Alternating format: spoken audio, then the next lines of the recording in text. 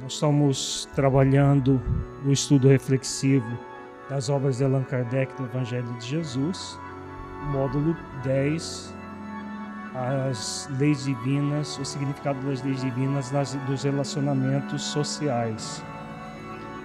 Nós vamos trabalhar na noite de hoje a transformação moral na sociedade terrestre, terceira parte. O objetivo é de refletir sobre como acontecerá a transformação moral da sociedade terrestre por meio do desenvolvimento das virtudes cristãs para gerar um planeta de regeneração. O convite que todos nós trazemos nestes dias é colaborar para a formação desse planeta regenerador. Como nós temos visto nos últimos encontros, a Terra está passando pela chamada grande transição, a transição de planeta de expiações e provas para mundo de regeneração. Então, nessa transição de expiações e provas para a regeneração, ela vai contar com uma humanidade regenerada. Uma humanidade que as pessoas queiram se tornar melhores, mais amáveis, e somente esse tipo de pessoa que vai reencarnar na Terra. Claro que para que nós colaboremos com o mundo de regeneração, é necessário que nós estejamos dispostos a nos regenerar, porque caso contrário, nós teremos, como fica muito claro nos textos das obras básicas, podemos sofrer um exílio temporário do próprio planeta. Então, nós vamos prosseguir refletindo. Vamos antes fazer nossa meditação inicial. Feche os olhos, entre em contato com você mesmo em essência, buscando sentir-se um espírito imortal, filho de Deus, aprendiz da vida, que traz um convite consciencial de trabalhar pela sua transformação moral para auxiliar na transformação do planeta que vivemos. Como você tem contribuído para a regeneração do planeta?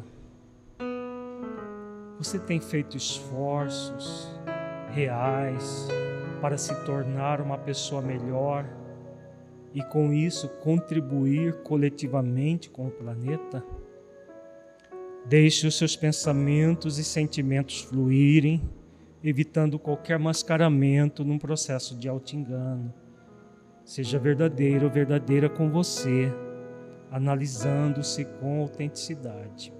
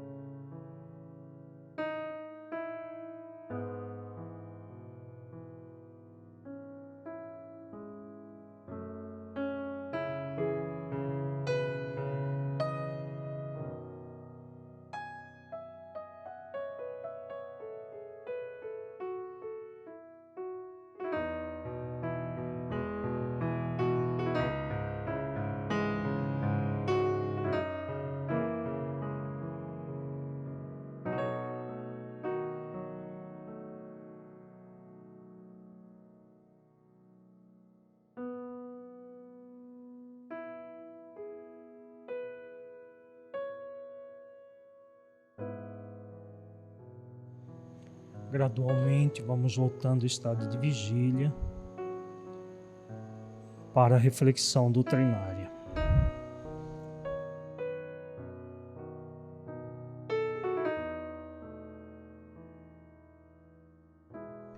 Começaremos as nossas reflexões com o Evangelho de Mateus, capítulo 24, versículo 21. Porque haverá então grande aflição como nunca houve desde o princípio do mundo até agora, nem tampouco haverá jamais. Nós já falamos que esse capítulo 24 do Evangelho de Mateus é chamado sermão profético. É uma fala de Jesus que ele aborda o porvir, ele aborda profecias do chamado final dos tempos. O capítulo 24 inteiro, Jesus fala a partir de uma pergunta dos discípulos, quando haveria o fim do mundo. E aí ele vai traçando uma série de considerações sobre o chamado fim do mundo. Para muitas pessoas, esse fim do mundo é entendido ao pé da letra, de uma forma que realmente vai haver o final do planeta Terra, a destruição completa do planeta, e as pessoas boas vão ficar no chamado céu, e as más vão ficar no inferno eterno. As próprias falas de Jesus não correspondem com essa questão de ser o fim do mundo, o fim do planeta enquanto entidade física. É o fim do mundo de iniquidade, sim, e início de um novo mundo, de uma nova etapa de evolução do próprio planeta. A etapa da regeneração planetária. Então, termina-se um ciclo e começa-se um novo ciclo, o ciclo regenerador. Então, por isso, ao capítulo 24 do Evangelho de Mateus inteiro aborda a questão do chamado fim do mundo. E Jesus, no versículo 21, fala das aflições que nós estamos vivendo no mundo. No nosso encontro passado, nós vimos que essas aflições são cada vez mais amplas e que nós ainda não chegamos no final dela, que haverá mais aflição. Então, como ele diz aqui, haverá grande aflição como nunca houve desde o princípio do mundo até agora. E nem tampouco haverá jamais. Apesar de ser um versículo que aborda muito claramente as dificuldades, os problemas que nós vimos passando como humanidade inteira, ele é profundamente consolador. Por quê? Por que esse versículo é profundamente consolador, apesar de falar de aflições superlativas, como nunca houve desde o princípio do mundo? O que nós estamos passando diariamente no nosso planeta? Não são essas aflições? Ainda esse fim de semana, tivemos aí um massacre coletivo de pessoas numa boate. Diariamente são milhares e milhares de pessoas assassinadas por várias questões. Pelo Estado Islâmico hoje, muitas pessoas assassinadas só pelo fato de serem cristãs. Jesus faz a previsão, inclusive, no capítulo 24 sobre isso, que no futuro, nesses tempos, as pessoas seriam assassinadas, perseguidas só pelo fato de serem cristãs. Então, nós temos muitos motivos para as chamadas aflições nos tempos de hoje. Mas por que esse versículo é profundamente consolador? Ele é consolador pela uma fala direta do Mestre. Que fala é essa? Nem tampouco haverá jamais, significando que nós estamos no final do período das aflições. Uma vez concluído esse período da chamada transição planetária, nós já não teremos mais essas aflições coletivas como nós estamos tendo no planeta. Os chamados flagelos coletivos, tanto os flagelos coletivos físicos, como nós trabalhamos no nosso encontro passado, quanto com os flagelos coletivos de ordem humana, que o próprio ser humano gera. Então, é o que nós estamos presenciando no momento do nosso planeta, nesse momento evolutivo do planeta. Uma aflição como nunca houve antes. Então, nós teremos, muito provavelmente, ainda muito sofrimento acontecendo no planeta. Só que tem dias contados esse sofrimento. No próximo versículo fica mais claro ainda essa questão. No 22 ele diz: e se aqueles dias não fossem abreviados, nenhuma carne se salvaria, mas por causa dos escolhidos serão abreviados aqueles dias. De que Jesus está falando aqui, gente? E se aqueles dias não fossem abreviados, nenhuma carne se salvaria. Há um interesse da sombra de destruir o planeta? Sim. Há o interesse da sombra, dos espíritos sombrios, que habitam as furnas nas regiões inferiores da Terra, de destruir o planeta. Eles fomentam tudo isso que está acontecendo no mundo físico, porque o que nós temos no mundo físico, na verdade, é uma pálida ideia daquilo que acontece na dimensão espiritual. É muito mais grave todas essas aflições, esses sofrimentos na dimensão espiritual. Então não faltam espíritos querendo destruir o planeta, espíritos desencarnados. Eles podem contar com encarnados que possam fazer às vezes de destruidores? Podem encontrar mentes encarnadas, preparar bombas atômicas que destruam o planeta? Sim, pode. Agora, aquilo que nós falamos no encontro passado, que lei que jamais aconteceria isso por uma lei divina? Que lei é essa? A misericórdia está envolvida, mas é uma lei mais direta. A lei de evolução também está envolvida, a lei de permissão. A lei de permissão. Deus não permitiria isso. É o que Jesus está falando aqui, não está? E se aqueles dias não fossem abreviados, quem é que vai abreviar esses dias? Deus, as leis divinas. As leis divinas, elas agem para que jamais aconteça algo que não seja da permissão de Deus. O que está acontecendo está sob a permissão de Deus.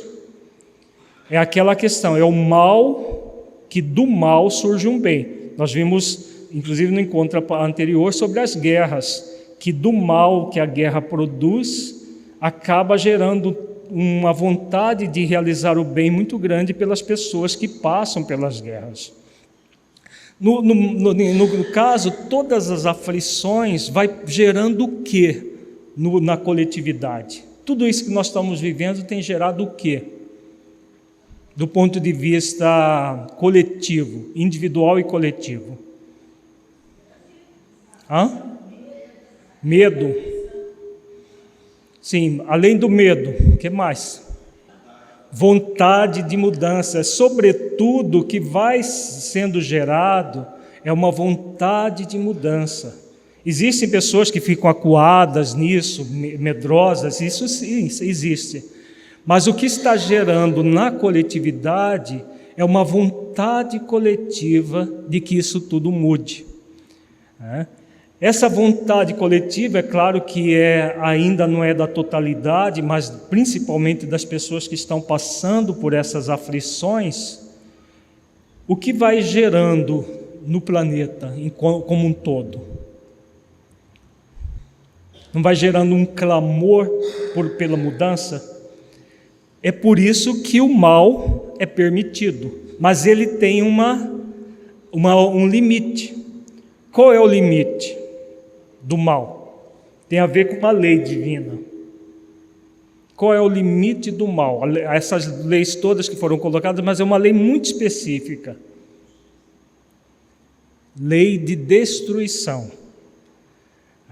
A lei de destruição. O limite é da destruição do quê? Do planeta. Não é o que Jesus está falando aqui? E se aqueles dias não fossem abreviados, nenhuma carne se salvaria, significando que há sim um desejo dos espíritos de destruir a terra. Mas vai haver a permissão para a destruição? Não. Existe a lei da destruição, que na verdade é muito mais uma lei de transformação, nós vamos ver isso no texto de A Gênese, de Kardec, mas há toda uma proteção, e aí entra a lei de misericórdia, a lei de amor, justiça e caridade, que não vai permitir que isso aconteça. E por que não vai acontecer? Não existe a permissão divina, mas por quê? Também está no texto. Por causa dos escolhidos. Não faz sentido um planeta evoluir, chegar no final do seu estágio de expiações e provas, para ir para no mundo de regeneração, e um louco qualquer destrói o planeta. Um espírito encarnado sob o assédio de espíritos desencarnados malévolos destruiu o planeta.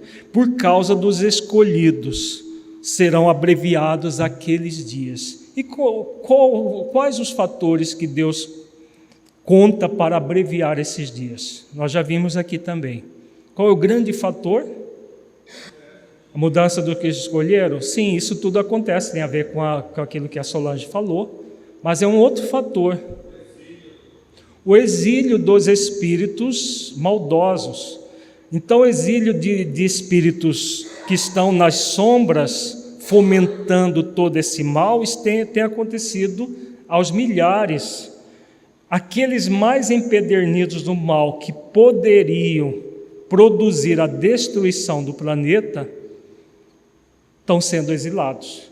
Então está havendo como se fosse uma limpeza, um saneamento de todas as regiões inferiores, que uma vez saneada essas regiões inferiores, nós não teremos mais possibilidade da destruição do planeta.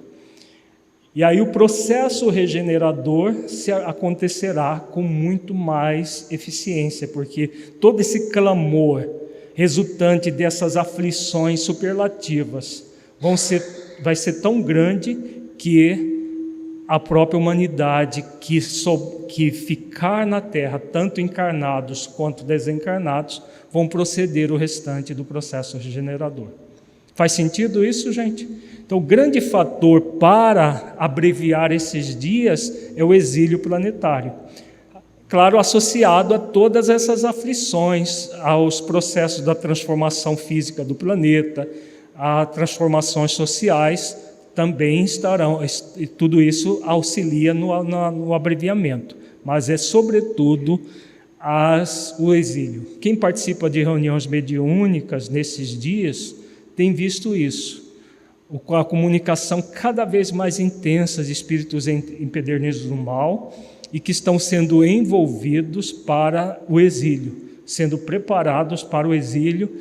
Os que passam pelas reuniões mediúnicas é uma minoria, a grande maioria deles são encaminhados para o exílio pelos próprios espíritos tutelares da Terra. Alguma pergunta dos 2 versículos? Então nós vamos prosseguir comentando a partir de um texto da questão 738 do Livro dos Espíritos, que fala sobre essa questão dos flagelos e das aflições que Jesus coloca aqui. Para conseguir a melhora da humanidade, não podia Deus empregar outros meios que não os flagelos destruidores? Aqui devemos entender os flagelos destruidores de 2 tipos, os físicos e os gerados pelo próprio ser humano, como esse que aconteceu nesse final de semana, né? Foi um flagelo destruidor, causado por um ser humano, mas foi. E aí, gente? Deus não poderia empregar outros meios que não os flagelos, não haver flagelos destruidores, nós melhorarmos? Poderia ou não? Sim, poderia. Vamos ver muito claro que poderia, pode, e os emprega todos os dias, pois que deu a cada um os meios de progredir pelo conhecimento do bem e do mal. Pelo conhecimento, o homem, porém, não se aproveita desses meios.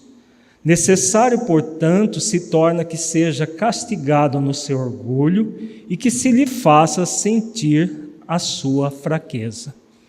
Então vejamos o alcance dessa resposta dos benfeitores. Haveria a possibilidade da humanidade evoluir pelo bem? Sim, sem sombra de dúvida. O problema é que a grande maioria ainda não se volta para o bem, né?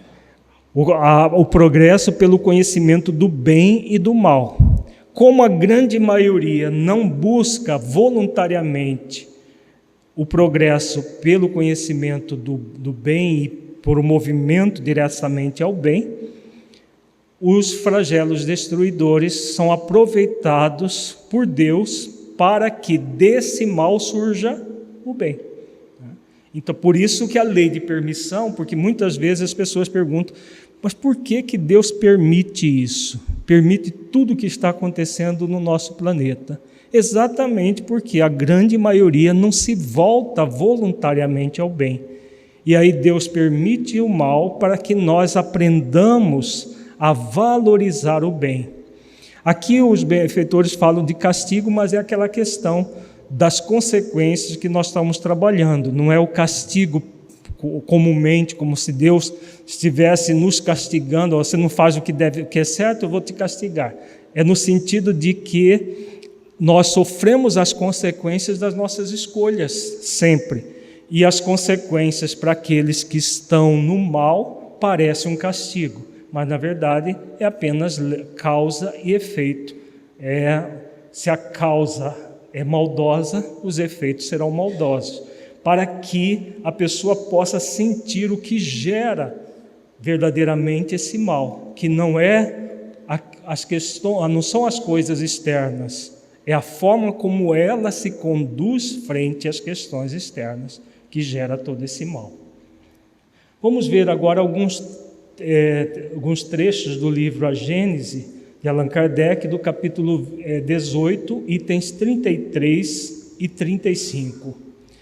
A regeneração da humanidade não exige absolutamente a renovação integral dos espíritos. Basta uma modificação em suas disposições morais. Essa modificação se opera em todos quantos lhe estão predispostos, desde que sejam subtraídos à influência perniciosa do mundo.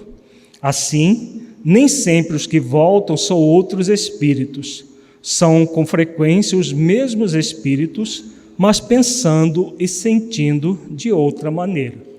Aqui Kardec está fazendo uma referência àquilo que nós já trabalhamos nos encontros anteriores, de que quando o espírito passa por uma temporada no mundo espiritual, aprende uma série de questões e retorna numa outra época, nessa outra época pensando e sentindo de outra maneira, essa transformação vai acontecendo e isso vai se acelerar nas próximas décadas da mudança coletiva do pensamento.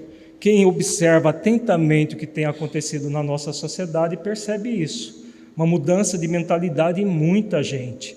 Há muitas pessoas já tendo uma visão mais coletiva da vida do que individualista, egoísta, egocêntrica.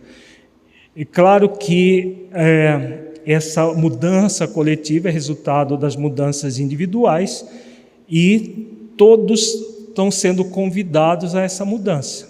Aqueles que resistirem por um processo de rebeldia frente a tudo isso, aí, claro, vão ter a possibilidade, sim, do exílio planetário. Quando insulado e individual esse melhoramento passa despercebido e nenhuma influência ostensiva alcança sobre o mundo.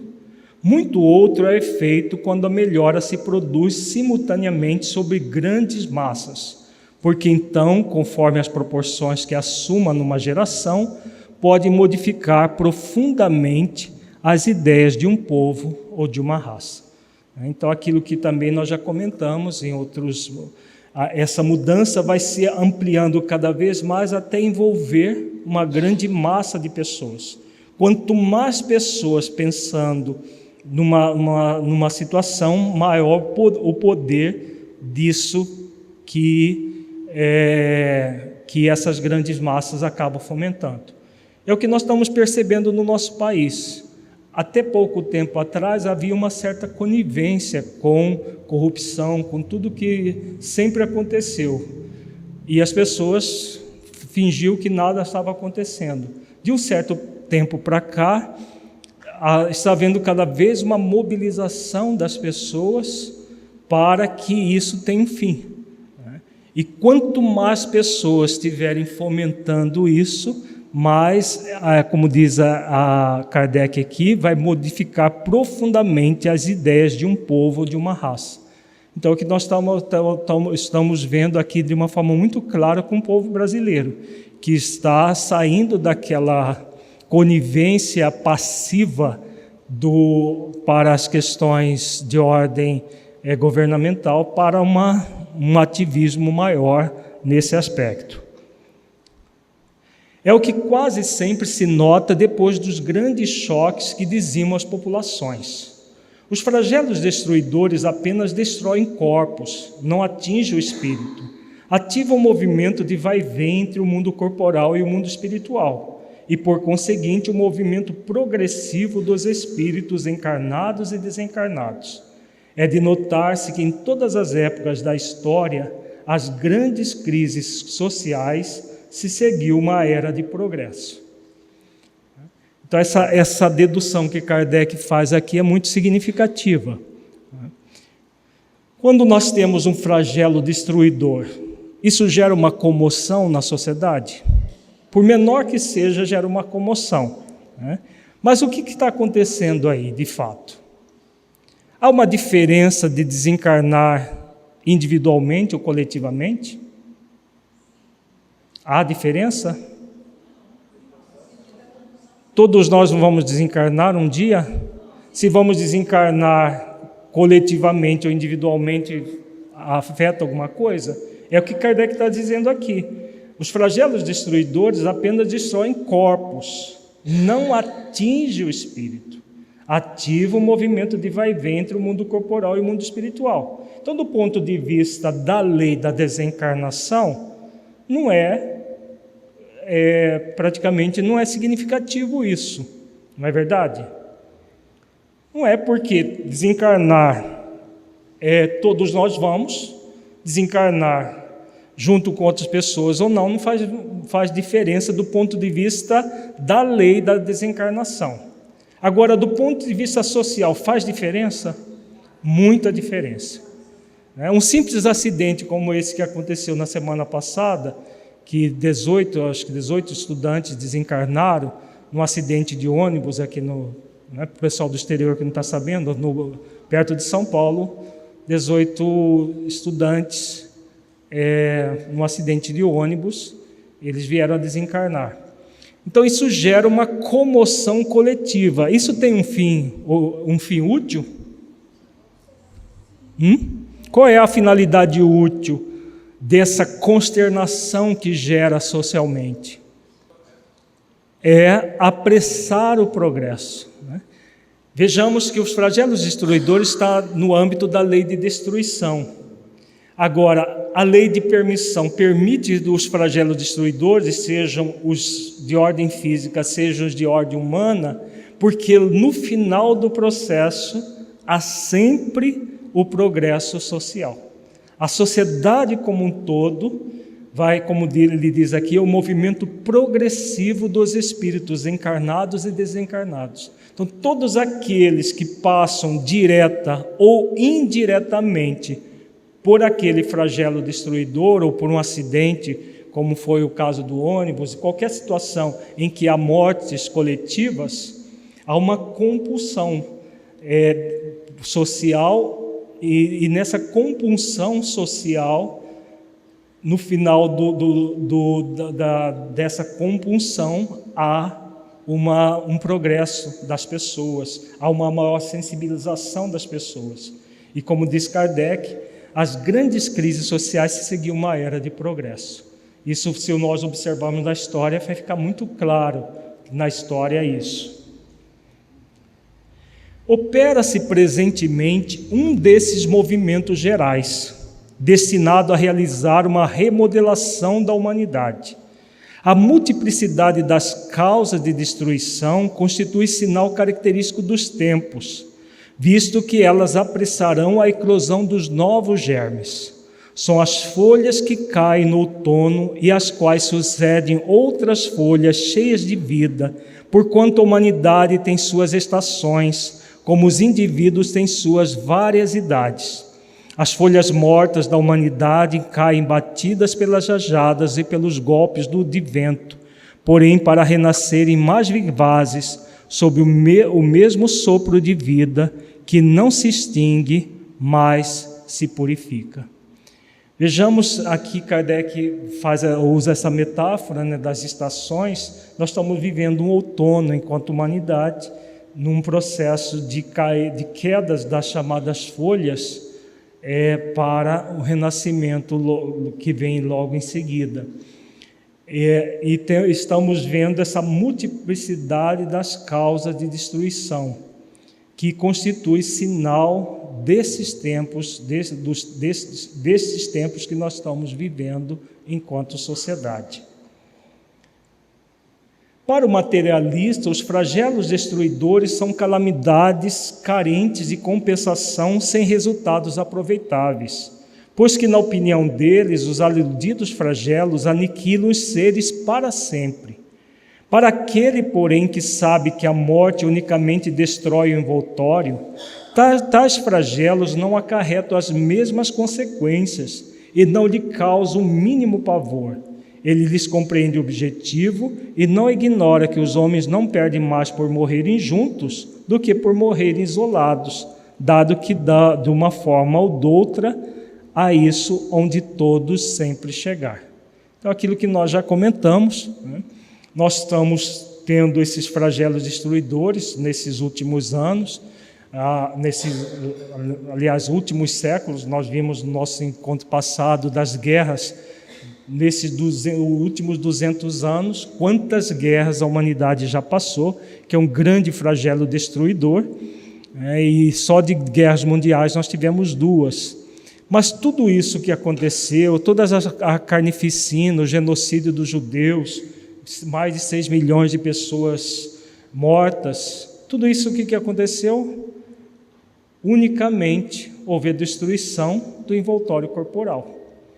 E todos os espíritos foram convidados, dessa forma dolorosa, a evoluir, a crescer, a se tornarem melhores.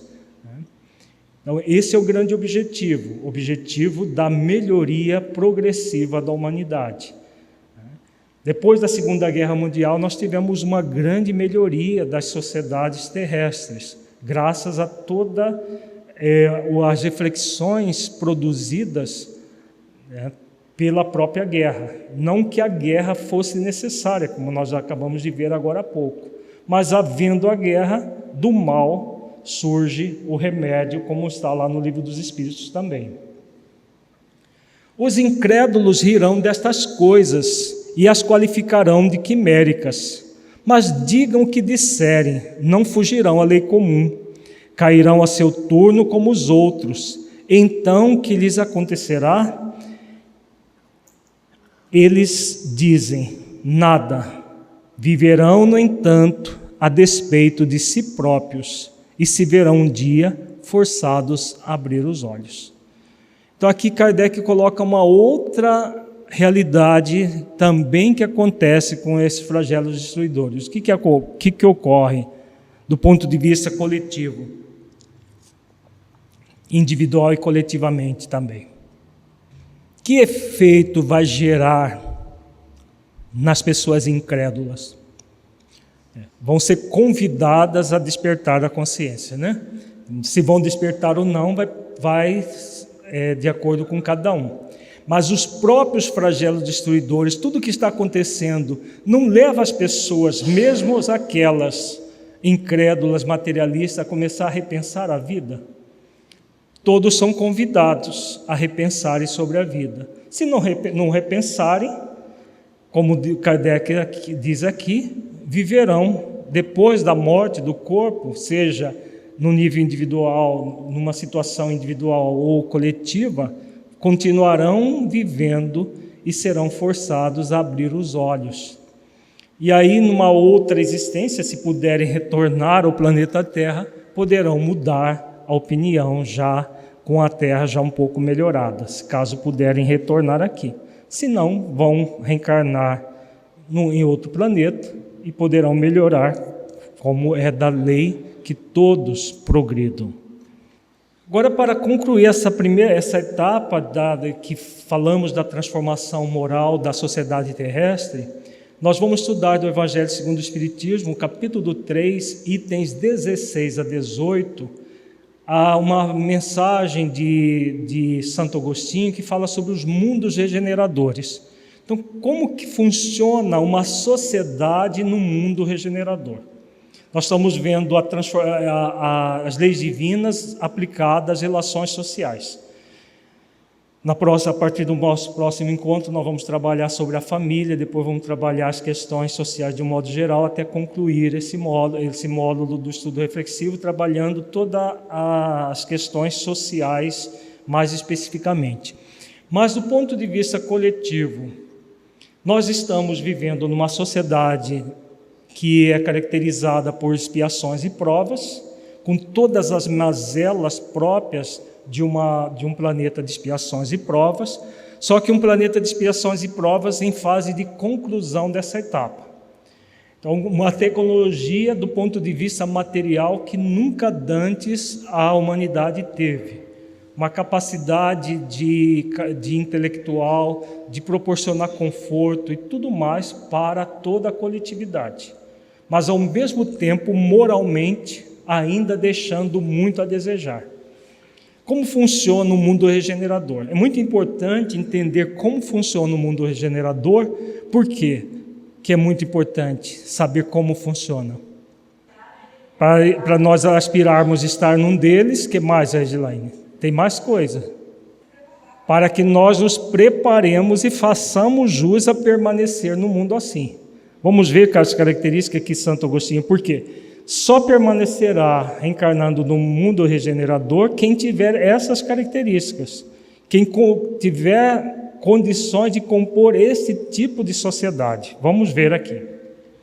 Entre as estrelas que cintilam na abóbada azul do firmamento, quantos mundos não haverá como o vosso, destinado pelo Senhor à expiação e à provação? Mas também os há mais miseráveis e melhores, como os há de transição, que se podem denominar de regeneradores. Cada turbilhão planetário, a deslocar-se no espaço em torno de um centro comum, arrasta consigo seus mundos primitivos, de exílio, de provas, de regeneração e de felicidade. O que Santo Agostinho está dizendo aqui, gente? Ele está dizendo uma questão muito importante, significativa. É um princípio da doutrina espírita, mas ele passa uma informação muito, muito interessante aqui. Pelas dados que nós temos na ciência terrestre, o que acontece no nosso sistema solar? Pelos dados que nós já conseguimos entender aqui, só tem vida na Terra.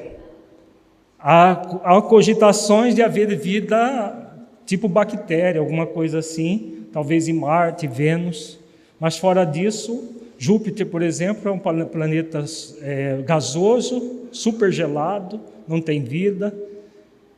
E as informações que nós temos pela revelação espírita que Júpiter é o planeta mais feliz do nosso planeta, do nosso sistema solar.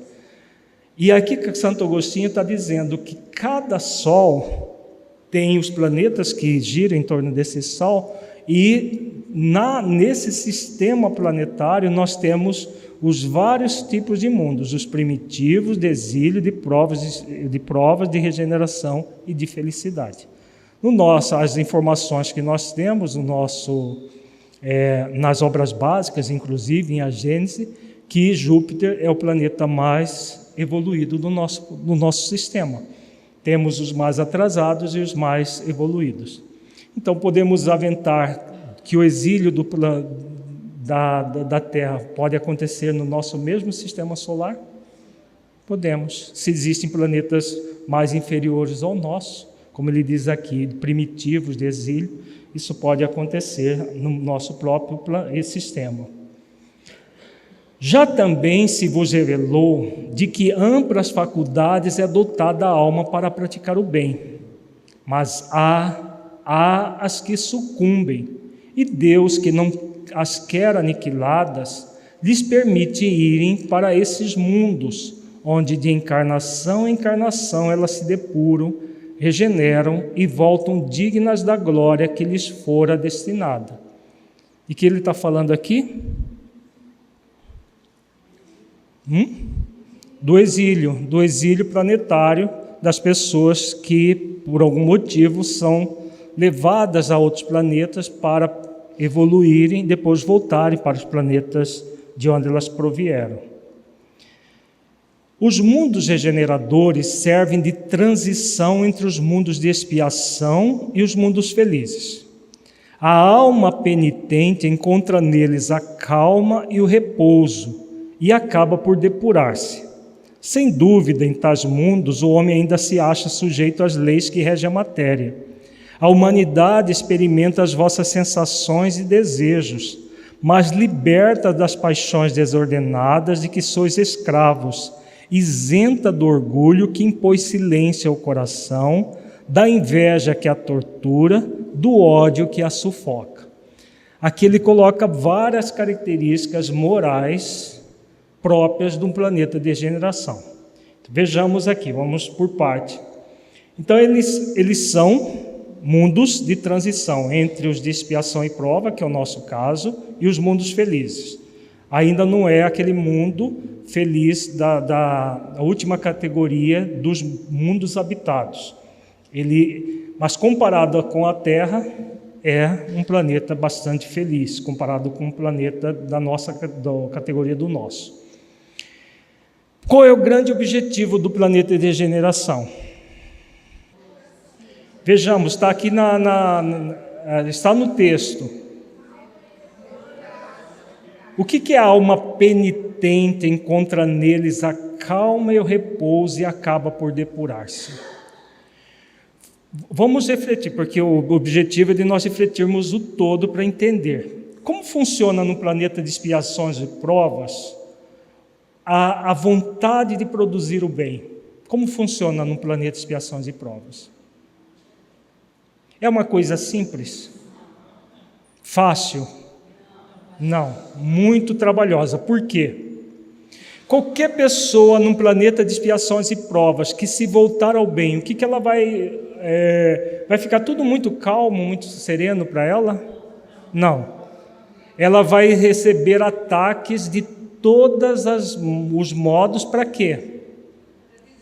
Para que ela desista do bem a ser feito. Então, existem espíritos tanto desencarnados, principalmente, quanto encarnados, que vão bombardear essa pessoa, quer tenha relações com ela diretamente do passado ou não, né? Mas vão atacar para que ela desista de realizar o bem. Muitos desistem, não é verdade? São muitos os convidados, poucos os escolhidos, ensina Jesus na parábola dos trabalhadores de última hora. Mas muitos prosseguem. Mas qual é a diferença nesse aspecto para o mundo de regeneração? Existe esse tipo de processo no mundo de regeneração? Nós refletimos isso no nosso encontro passado. Há espaço para processos obsessivos de espíritos fomentando o mal no planeta de regeneração? Isso já não existe. Então, onde que existe o mal? No planeta de regeneração ainda existe o mal. Isso está muito claro também nas obras. Onde que está o mal?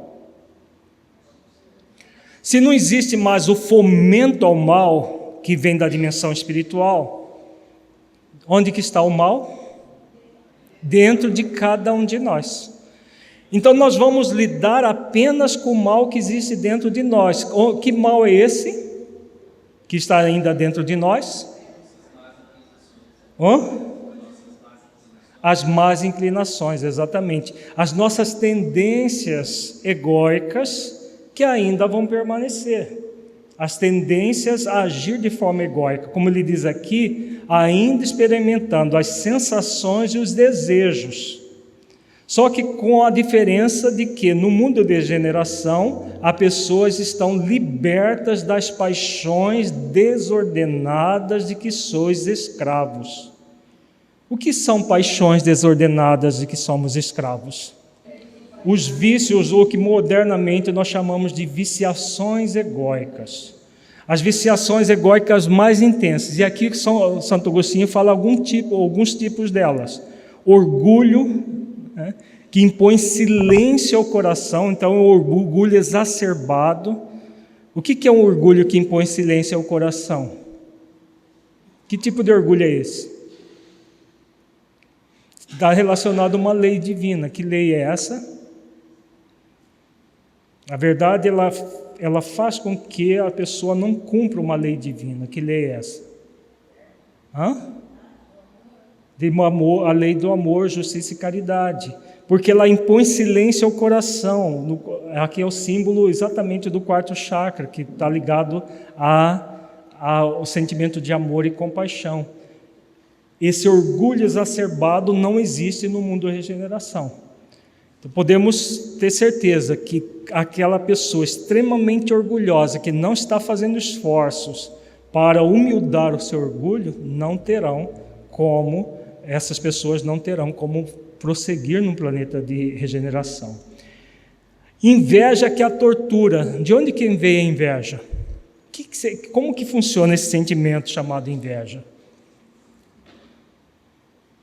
Ele é filha de quê? Ela é filha de um sentimento muito arraigado, também na humanidade, no mundo de expiações e provas. Que sentimento é esse? Sentimento egóico. Egoísmo, exatamente. Por que a inveja é filha do egoísmo? O que a pessoa inveja? O que o outro tem.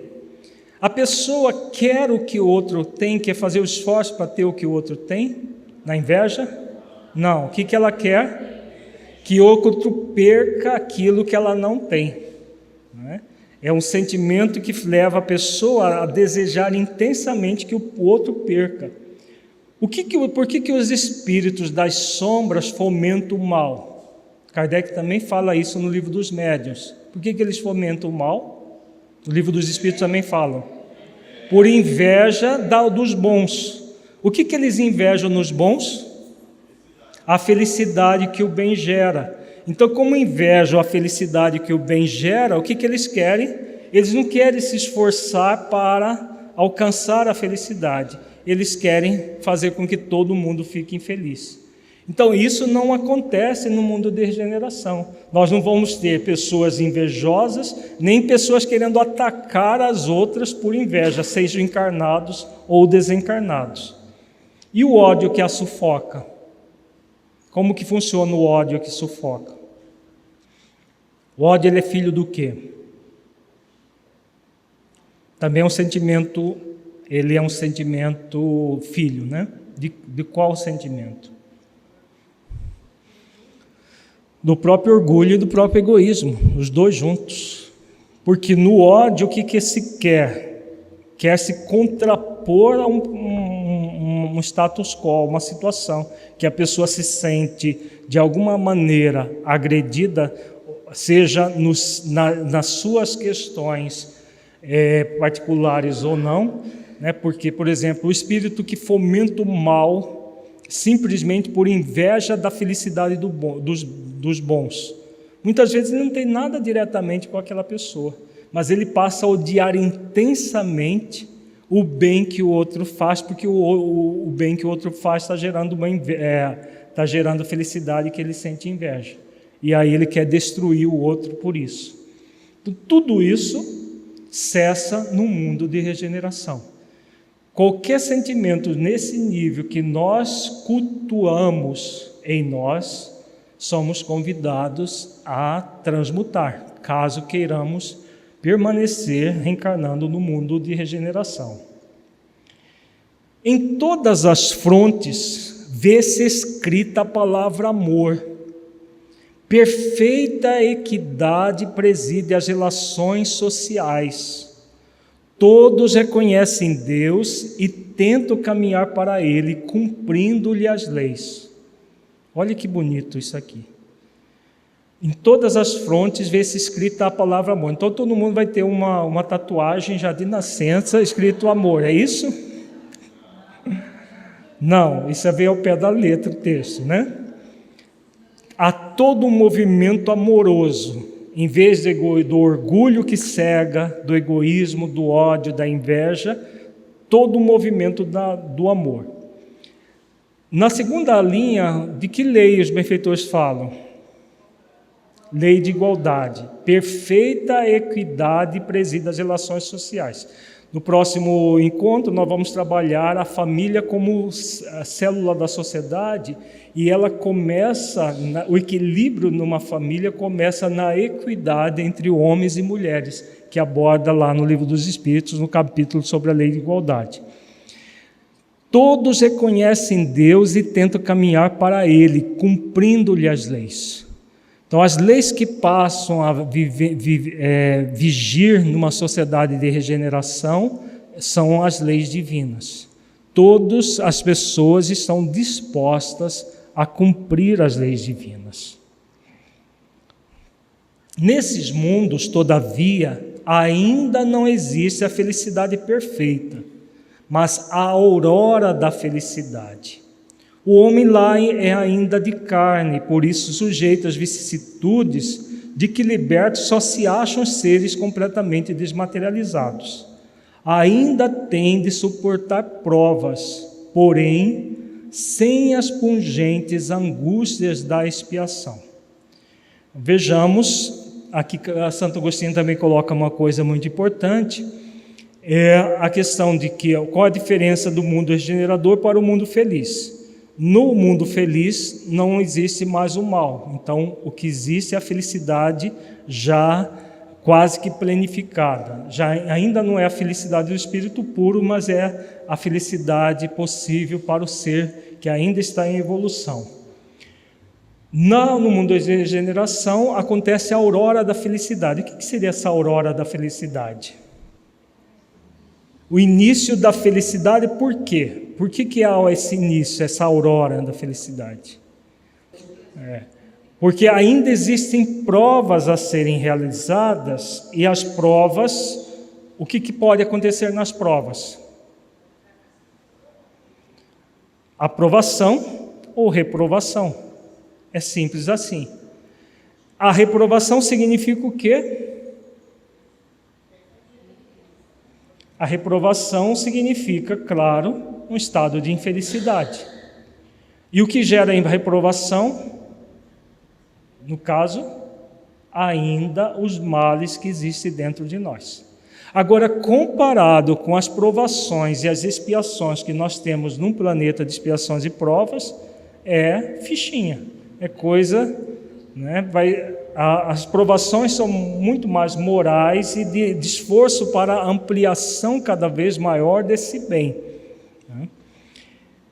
Agora, o que vai caracterizar basicamente o mundo de regeneração? Que é muito importante refletir isso. Não vai haver espaço para expiações no mundo de regeneração. Não é? Está aqui, ó. Suportam provas, porém sem as pungentes angústias da expiação. O que significa isso? Do ponto de vista de evolução do ser. Nossa encarnação atual, como que ela funciona? É um misto de quê? De provas e expiações, não é? Por que nós somos espíritas, nós somos trabalhadores de última hora? É última hora para quê? Se a eternidade é nossa... É a condição de todos os seres filhos de Deus. A última hora para expiar e regenerar-se individualmente. Podemos aventar a possibilidade daqueles que precisarem ainda expiar e que não aproveitarem esta encarnação para expiar, serem exilados. Nós vimos nos nossos encontros passados que vão dois tipos de exílio: exílio do planeta e exílio nos povos mais atrasados do nosso próprio planeta. Os exílios nesses povos mais atrasados do planeta serão para os espíritos menos piores, claro, né? Os demais vão ser levados para mundos próprios para expiar.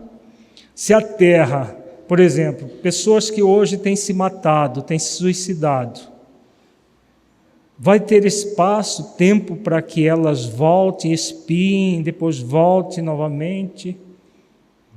No próprio livro Memória do Suicida é dito lá que muitos espíritos, o Memória do Suicida, que a história se passa na década de 10 e de 20 do século passado, que muitos espíritos suicidas precisavam ir para mundos mais atrasados que a Terra. Isso no início do século passado, porque eles não tinham condições de permanecer energeticamente, não tinham condições de permanecer aqui. Agora imaginemos situações várias que têm acontecido, não há espaço de que tipo? O que acontece para o espírito para que ele não poder continuar no planeta? Não é simplesmente alguém que vai lá e escolhe ele para ser exilado ou não. É qual é o mecanismo que acontece para o espírito? O mundo de regeneração dessa forma, que tipo de energia ele emana? Uma energia bem mais suave, mais leve. Espíritos que necessitam das pungentes angústias da expiação. Tem como viver num ambiente suave e leve? Se o próprio mundo íntimo deles não está suave e leve, estão ainda sob as pungentes angústias da expiação, necessitam de um ambiente propício para isso. Por isso que o exílio é uma necessidade para o espírito. Tem a ver com a própria lei de evolução, a lei de misericórdia, para que o espírito esteja num ambiente energético que permita que ele expie e melhore. Se um espírito que precisa de expiar permanecer num planeta de regeneração, ele não expia. Por quê? Porque energeticamente não há espaço para que ele se liberte dessas angústias pungentes da expiação. Precisa de um ambiente propício a isso. Se a própria consciência sim, muitos deles, a própria consciência vai fazer com que eles peçam para ser exilados. Os que tiverem condições de escolher. Não tem um arcabouço energético para expiação.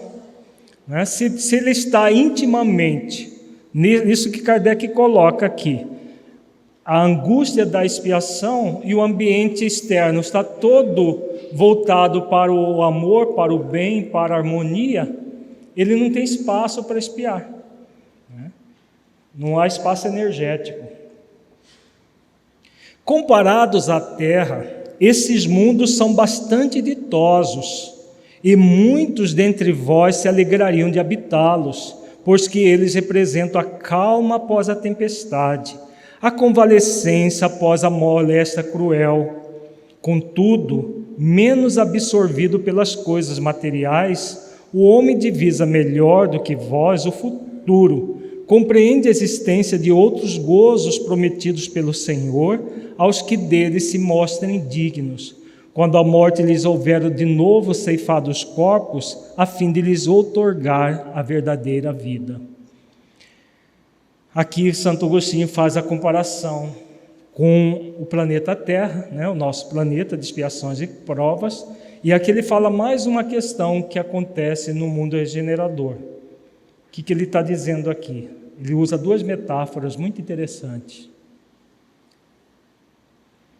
A calma após a tempestade, a convalescência após a moléstia cruel. Então, aquele espaço, aquele ambiente em que o espírito já voltado ao bem, ele vai ter todo o ambiente propício a ampliar esse bem dentro de si. E aí ele diz aqui, contudo menos absorvido pelas coisas materiais. Por quê? Por que no mundo de degeneração ele está menos absorvido pelas coisas materiais? Vamos observar como funciona a Terra hoje. A Terra hoje, ela já tem tecnologia suficiente para diminuir muito do trabalho material das pessoas? E nós ainda estamos num planeta de expiações e provas, com muito mal.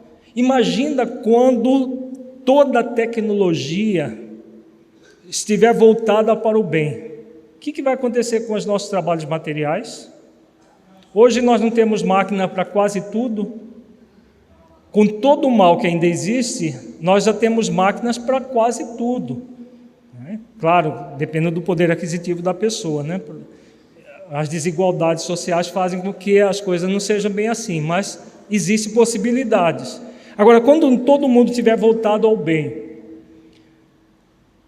a própria vida material vai tomar um outro tipo de dimensão. O que vai acontecer do ponto de vista do espírito imortal? Ele vai ter mais tempo ou menos tempo para cuidar das questões espirituais? Cada vez mais tempo. O tempo de cuidados materiais vai diminuir consideravelmente e nós vamos ter mais tempo para as questões espirituais da vida. E aí, claro, nós poderemos trabalhar melhor o futuro, compreender a existência de outros gozos prometidos pelo Senhor aos que deles se mostrem dignos. Então, cada vez mais o Espírito vai caminhando para o seu processo de espiritualização, sendo favorecido por toda a conjuntura de um planeta de regeneração, sendo convidado a cuidar muito mais, cada vez mais do Espírito. E toda essa questão da superficialidade, da materialidade, das coisas sem sentido que existe no mundo de expiações e provas vão desaparecer. E o gozo vai ficando cada vez mais espiritualizado, cada vez mais voltado para a evolução do próprio espírito. Então, liberta a alma, pairará acima de todos os horizontes. Não mais sentidos materiais e grosseiros, somente os sentidos de um perispírito puro e celeste, a aspirar as emanações do próprio Deus, nos aromas de amor e de caridade que no seu seio emanam. Então, completando aquilo que nós já comentamos, cada vez mais a libertação dos sentidos materiais e grosseiros para buscarmos a evolução do espírito, consequentemente a evolução do perispírito, a absorver, como diz Kardec aqui, aspirar às emanações do próprio Deus, nos aromas de amor e de caridade que do seu seio emanam. Com a desmaterialização do espírito, do ponto de vista das coisas mais grosseiras da vida material no planeta de expiações e provas, a vida cada vez buscando maior sentido existencial, o que vai acontecer exatamente isso, um aprimoramento que vai alcançar inclusive o nosso perispírito. Mas há nesses mundos ainda falível o homem, e o espírito do mal não ha perdido completamente o seu império. Não avançar é recuar, e se o homem não se houver firmado bastante na senda do bem, pode recair nos mundos de expiação, onde então novas e mais terríveis provas o aguardam. Olha que interessante esse parágrafo, né? Então, como é um mundo de transição, o esforço do bem deve ser muito bem trabalhado, porque qualquer deslize do espírito, ele pode dar vazão às paixões. E como em termos energéticos, esse tipo de planeta não é possível as paixões, se isso acontecer, o espírito vai ser levado ao mundo de expiação. Agora vejamos se é um retrocesso. Não. Por quê? Por que seria um retrocesso, Ana Beatriz? Se ele não está digno de permanecer em regeneração, quem é que está retrocedendo? Ele vai ser apenas colocado num ambiente próprio para a sua índole espiritual. Na verdade, é o que acontece, muitos espíritos vão permanecer na Terra, já regenerada, como por acréscimo de misericórdia, como uma chance para que ele, com aquela massa de pessoas voltadas ao bem, permanecer reencarnado aqui. Mas, havendo deslizes de ordem moral, energeticamente ele não terá condições de permanecer. Agora, como deve ser já ter experimentado um planeta de regeneração e vir para um planeta de expiação de provas? Vai ser muito doloroso, né? Por quê? Se a pessoa não foi para um planeta de regeneração, ela não tem parâmetros. Então, quem for exilado aqui da Terra vai para um planeta mais primitivo, mas a inteligência, toda a sua capacidade vai auxiliar a melhoria do outro planeta, mas é muito diferente daqueles que já experimentaram viver no mundo de regeneração e depois ir para um planeta que está iniciando a sua fase de expiação de provas.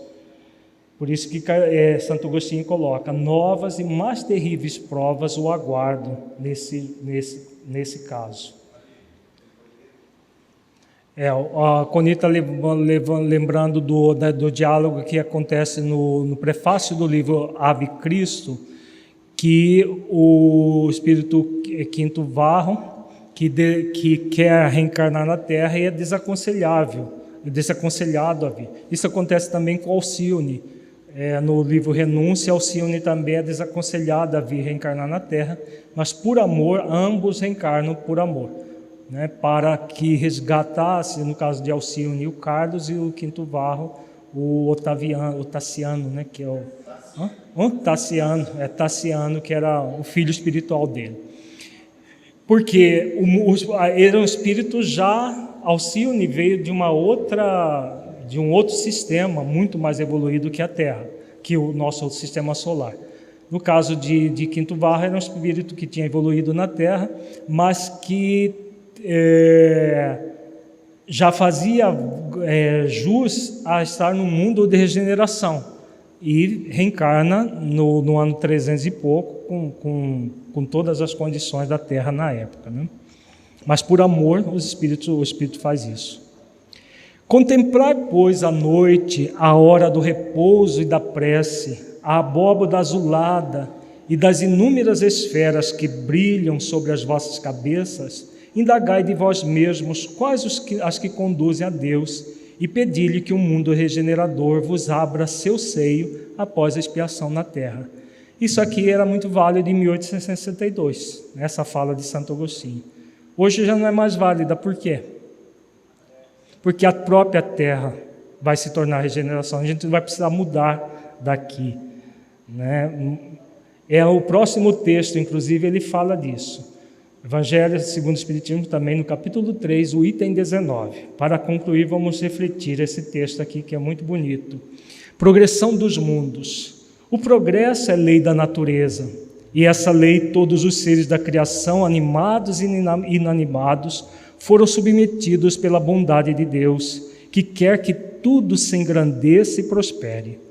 A própria destruição, que aos homens parece o termo final de todas as coisas, é apenas um meio de se chegar pela transformação a um estado mais perfeito, visto que tudo morre para renascer e nada sofre o aniquilamento. De que lei Santo Agostinho está falando aqui, gente? São duas leis, na verdade. Quais leis ele está falando? Uma é do progresso e a outra qual é? Qual outra lei que ele está falando aqui? Lei de destruição, que na verdade deveria se chamar, modernamente, acho que se fosse as obras fossem ser escritas hoje, ele chamaria de lei de transformação. Ele coloca muito claro aqui, né? E na primeira questão do capítulo da lei de destruição, os benfeitores falam que na verdade não existe destruição, o que existe é transformação, porque ele coloca que há um estado mais perfeito, visto que tudo morre para renascer e nada sofre aniquilamento. O termo destruição dá a impressão de desintegração, de desaparecimento. O termo transformação, né, uma mudança da forma, que é exatamente o grande objetivo dessa lei divina, a lei da transformação, a lei de destruição. Ao mesmo tempo que todos os seres vivos progridem moralmente, progridem materialmente os mundos em que eles habitam. Quem pudesse acompanhar o mundo em suas diferentes fases, desde o instante em que se aglomeraram os primeiros átomos destinados a constituí-lo, vê-lo-ia percorrer uma escala incessantemente progressiva, mas de degraus imperceptíveis para cada geração, e a oferecer aos seus habitantes uma morada cada vez mais agradável, à medida que eles próprios avançam na senda do progresso. Então, como que funciona o progresso de um planeta? É algo perceptível? É perceptível a cada geração? Não. É o que ele diz aqui. Ele é imperceptível a cada geração, porque não dá tempo de nós vermos todo o progresso acontecendo no nível macro. Agora, cada século que passa, nós vamos vendo o progresso material e espiritual do planeta. Como diz aqui, a oferecer aos seus habitantes uma morada cada vez mais agradável. O que dá margem a refletir a partir dessa fala de Santo Agostinho? Oferecer aos seus habitantes uma morada cada vez mais agradável. Faz sentido essas profecias catastróficas de que o planeta vai ficar cada vez mais inabitável? Faz sentido? Não. Há toda uma profecia catastrófica de que a Terra vai ficar cada vez mais inóspita, o clima vai ficar insuportável, vai faltar água, vai faltar tudo isso, tudo que é necessário. Não faz sentido, aqui está muito claro. Deus não permitiria, porque os escolhidos para permanecer no planeta Terra serão aqueles espíritos voltados ao bem que não precisam espiar. Então, como que eles viveriam num ambiente inóspito próprio para expiação e não para evoluir, regenerar? Então, por isso que o progresso, a lei do progresso, a lei de permissão não permite esse tipo de coisa. Marcham assim paralelamente o progresso do homem, o dos animais, seus auxiliares, o dos vegetais, o da habitação, porquanto nada em a natureza permanece estacionário. Quão grandiosa é essa ideia e digna da majestade do Criador! Quanto ao contrário, é mesquinha e indigna do seu poder, a que concentra sua solicitude e a sua providência no imperceptível grão de areia que é a terra, e restringe a humanidade aos poucos homens que a habitam. Essa fala também de Santo Agostinho é muito interessante. Quando o ser humano imagina seres de outro planeta, como que eles imaginam? Só monstrengo, né? Não tem ninguém, só monstrengo. Quando aparece alguma coisa, algum espírito alguma pessoa mais bonita, eles estão disfarçados. Eles são monstrengo que se disfarçam de pessoas bonitas. E isso quando imagina gente fora do nosso planeta, porque a maioria, as próprias ciências não admite, né? E acha que a humanidade inteira está nesse grão de areia que é a Terra. Isso no século XIX, que hoje, com os conhecimentos que a astronomia gerou, já se reconhece mais de 200 bilhões de galáxias no planeta, que a ciência já demonstrou. Imagina só a Terra sendo habitada. Não faz sentido algum, né? Segundo aquela lei, este mundo esteve material e moralmente num estado inferior ao em que hoje se acha e se alçará sob esse duplo aspecto a um grau mais elevado. Ele há chegado a um dos seus períodos de transformação, em que de orbe expiatório mudar-se-á em planeta de regeneração, onde os homens serão ditosos, porque nele imperará a lei de Deus. Santo Agostinho, Paris, 1862. Então é o que nós não precisamos olhar para a abóbora celeste e buscar um planeta próprio para nós. O que nós estamos sendo convidados todos, sem exceção, é abrir os nossos corações para que nós possamos permanecer reencarnando na Terra, que, como diz Santo Agostinho, nós, os seres humanos, seremos ditosos, porque nele imperará a lei de Deus. Se é a lei divina que imperará num planeta de degeneração, onde ela deve começar primeiro, para que nós estejamos fazendo jus a um planeta de degeneração? Nos nossos próprios corações, né?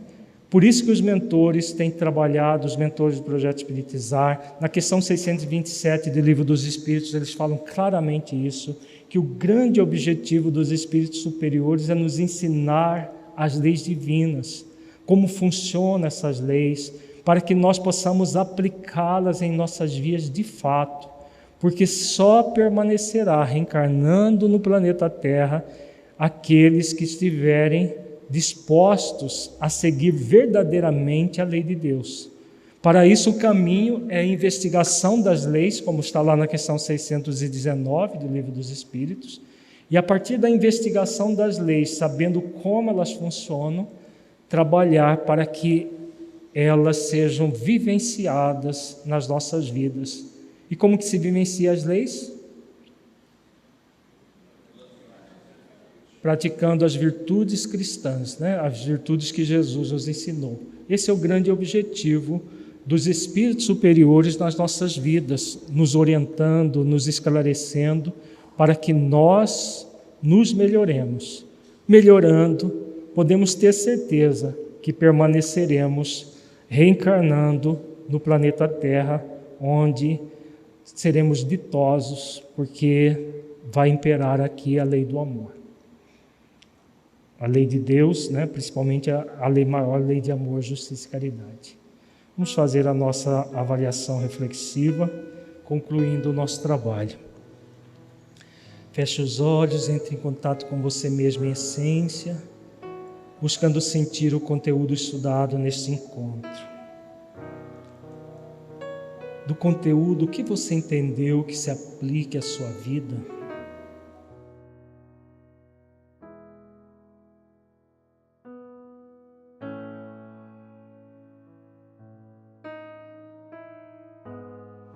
O conteúdo estudado mudou a forma como você entende as leis divinas que existem na sua consciência e que você é convidado a buscar, conectar com elas e permanecer reencarnando no planeta de regeneração, superando definitivamente a fase de expiações e provas?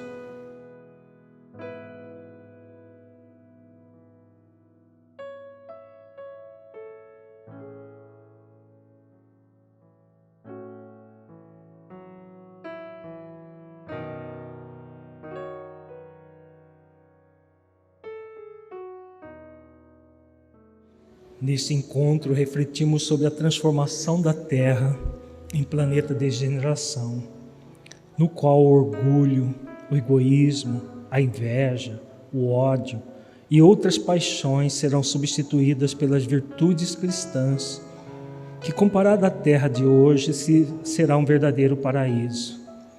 Como você se vê reencarnando em um planeta assim? Você tem feito esforços para merecer continuar reencarnando na Terra regenerada?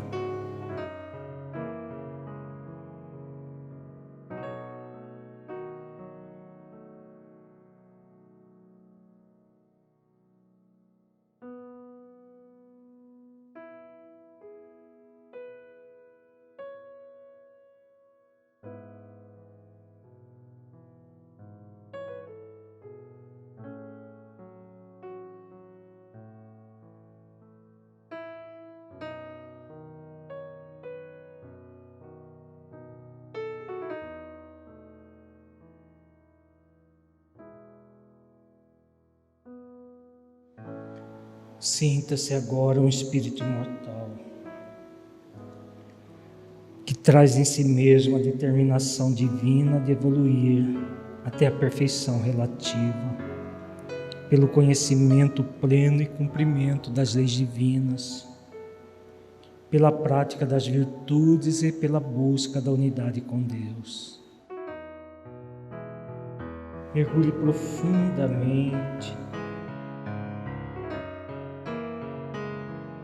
nessa verdade espiritual.